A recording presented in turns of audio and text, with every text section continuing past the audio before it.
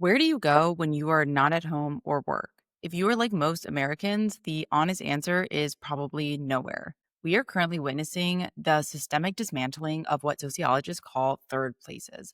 And it is literally rewiring our brains, emptying our wallets, and fracturing the fabric of society in ways we are only now beginning to understand. Today, I want to talk about how the disappearance of third places created a loneliness epidemic that's worth hundreds of billions of dollars, and how this whole mess is connected to everything from political polarization to the mental health crisis to tech companies exploiting our every need and feeling. If you've ever heard the term third place, it's basically a place that you go when you are not at home or at work. It was coined by sociologist Ray Oldenburg in his 1989 book, The Great Good Place.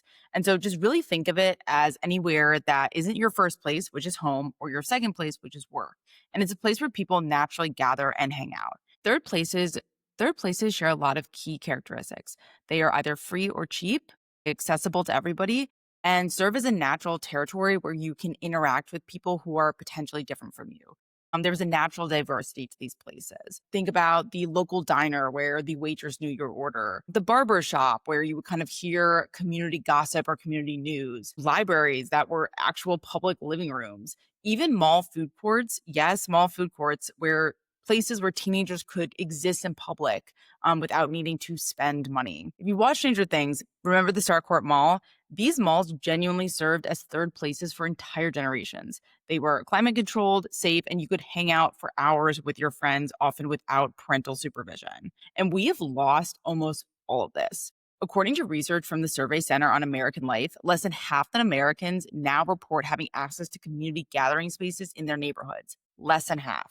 And though the shift has been occurring for some time now, the pandemic has accelerated this trend dramatically. More than 110,000 restaurants and bars permanently closed during COVID-19. But it wasn't just about the pandemic, it was the culmination of decades of urban development that systematically prioritized profit maximizing real estate over community spaces. And so when even libraries, which are arguably our most democratic public spaces, are cutting hours due to budget constraints, you know that we have lost the plot in some way.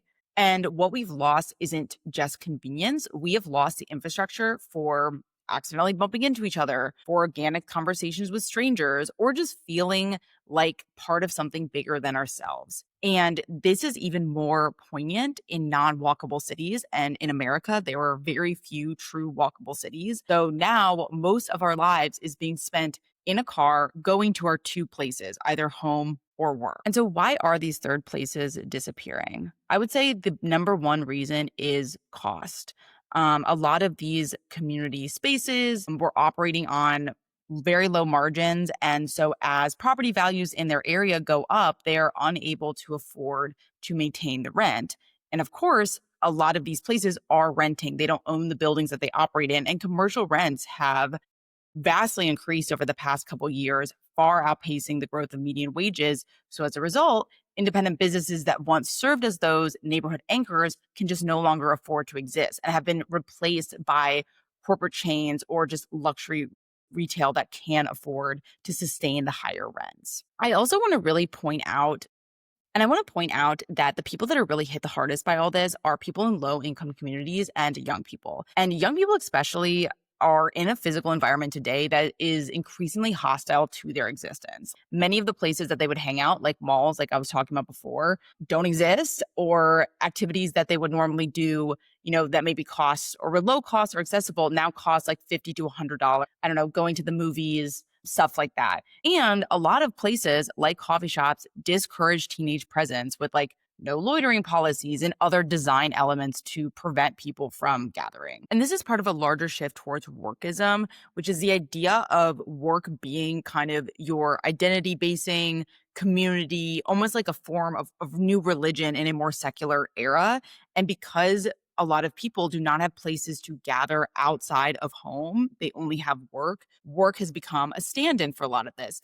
But of course, work cannot be a true community gathering place because it is ultimately the place that you are working, you are getting paid to be there. The other place that people really went is online, right?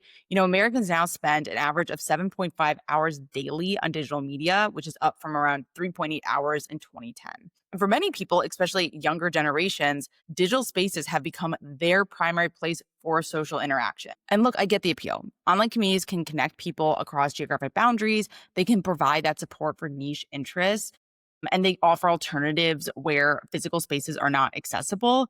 But for all their advantages, digital spaces cannot fully replace physical third spaces. Research consistently shows that in person interaction provides the psychological and physiological benefits that digital connection just cannot replace. Think many of us are aware of just how harmful screen time and digital addiction can be generally. It can make you more depressed, anxious, lonely. And many of these platforms, while their original mission is to connect you or build community, they are really ultimately designed to maximize engagement rather than build genuine connection. These companies spend millions and millions of dollars to monetize your attention and your data. And what I find very interesting is as more and more people are becoming aware of just how harmful social media is, especially for young people, a lot of tech companies are now explicitly marketing their products as solutions to the very loneliness epidemic their platforms helped create. And the approach that a lot of these companies take with loneliness is they treat it as an individual problem with a tech solution rather than seeing it as a social issue that is stemming from economic and urban design choices that have systemically dismantled community spaces. In 2023, US Surgeon General Vivek Murthy formally declared an epidemic of loneliness in the United States. And the statistics from that report are really staggering. More than half of Americans report feeling lonely on a regular basis. Almost 1 in 4 Americans say they have no close friends, and that's up 12% from just a few years ago. And loneliness is not just about feeling sad or even feeling alone. It is chronic. It's associated with a greater risk of cardiovascular disease, dementia, stroke, depression, anxiety,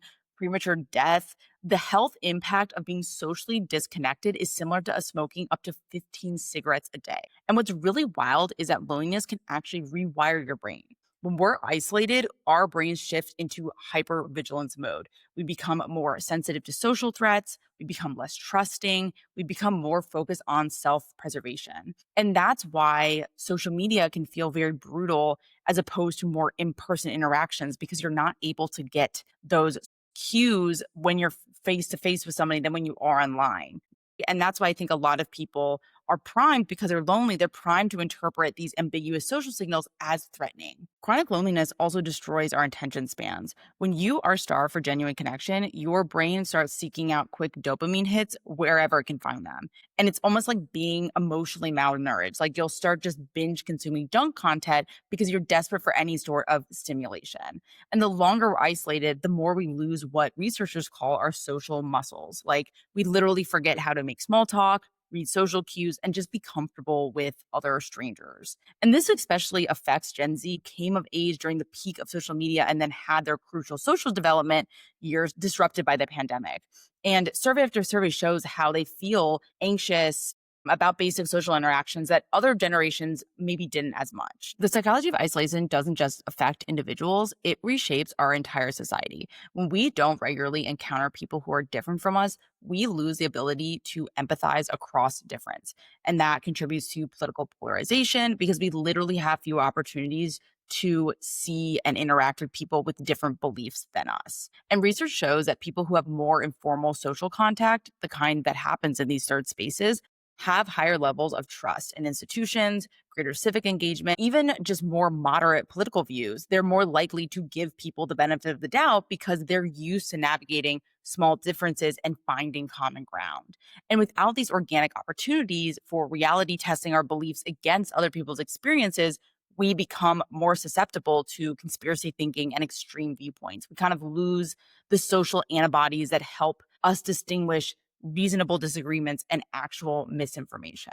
It's been well documented how the loss of social cohesion leads to political polarization, but I want to talk about how loneliness actually affects our financial decision making, creating what I call kind of a loneliness tax. And it can affect everything from our daily spending to our major financial choices. So the first thing is that loneliness increases consumption. We are social beings. We want to fit in.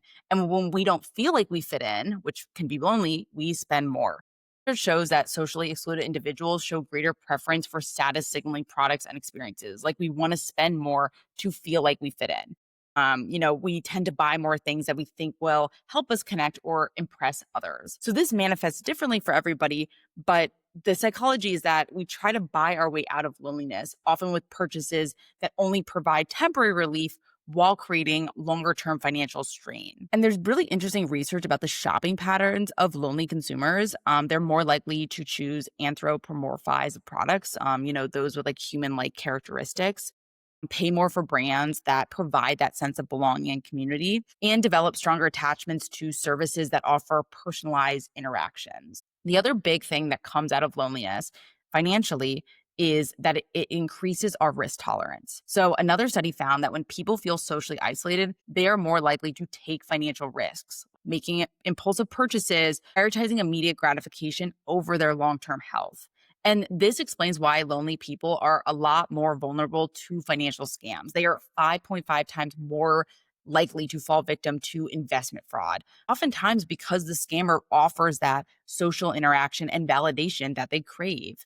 Take the romance scam industry, for example, which costs Americans over $1 billion annually. It thrives on this vulnerability.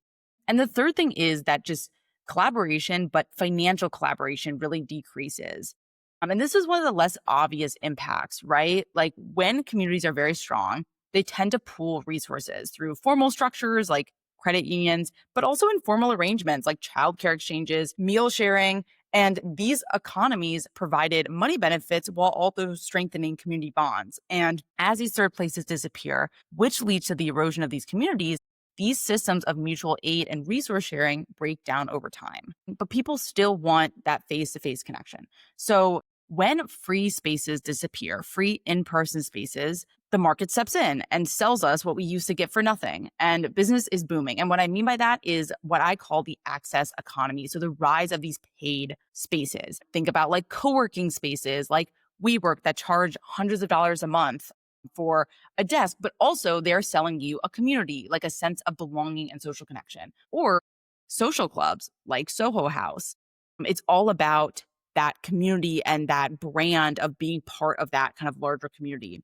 And other types of private members clubs are experiencing a surge of popularity. Wellness clubs are experiencing a surge of popularity, especially among younger generations. But unlike the community formation that happened in traditional third places, these paid spaces require you to pay to enter. So that just changed the nexus of how you interact in that space and how you feel in that space, and also the diversity of that space. When the only third spaces that exist, or almost the only third spaces that exist, cost money to enter, you are naturally excluding a group of people. And that leads to less diversity overall. That leads to less community diversity, which is a huge part of what third spaces used to provide. And so the broader impact of this is that communities that need gathering spaces the most have the least access to them. So, like low income neighborhoods will have fewer cafes, libraries, or community centers where people can meet and build social connections. And when these neighborhoods even do get third places, they're often designed for an incoming gentrifying population, not existing residents. So, think about like an artisanal coffee shop or something like that. And the divide isn't just economic, it's geographic, right? Like rural areas and smaller cities often have even fewer third place options. So when the local diner closes and the nearest Starbucks is 30 miles away, social isolation becomes even more acute. And if you compare all of this to places like Vienna, where cafe culture is very vibrant and accessible, or Barcelona, where public squares still function as genuine community spaces, the contrast is very stark, right? Like other developed countries have managed to maintain third spaces as public goods rather than luxury commodities. So the death of third spaces is not just making us lonely, it is making us politically dysfunctional. When we don't regularly encounter people with different viewpoints in casual, low stakes settings, we lose our ability to disagree without demonizing. If your only exposure to people with different political beliefs is through social media, where the algorithm amplifies the most outrageous content, you will start to think that everyone who disagrees with you is an extremist. Robert Putnam documented this in his book, Bowling Alone. And he talked about As participation in social organizations declined, so did civic engagement, social trust, and democratic participation. And we're really seeing this play out in real time, right? The mental health crisis, especially among young people, is directly connected to this social infrastructure collapse. When you don't have places to develop friendships organically, social relationships can become another source of anxiety rather than support. Trust in institutions is also at its historic lows. And part of that is because we do not have shared spaces where we can collectively make sense of information. Third places used to serve as informal fact checking networks. Like you'd hear different perspectives and then test your own understanding against other people's experiences. And without these reality testing mechanism, conspiracy theories spread faster and take deeper root. And when your primary social connections are online and algorithm mediated, it's easier to fall down these rabbit holes of misinformation. And I really think we are developing what sociologist Michael Sorkin calls parallel cities, which is separate ecosystems of experience based on socioeconomic level, right? Like the wealthy will retreat to these paid spaces while lower income people are left with increasingly fewer options. And this economic segregation reduces social mobility, right? Like if you cannot access the informal networks in these paid spaces where opportunities could be shared, you could be more stuck. And it's been well documented that many career opportunities still come through these casual social connections. And those are the kind of connections you can make in third spaces.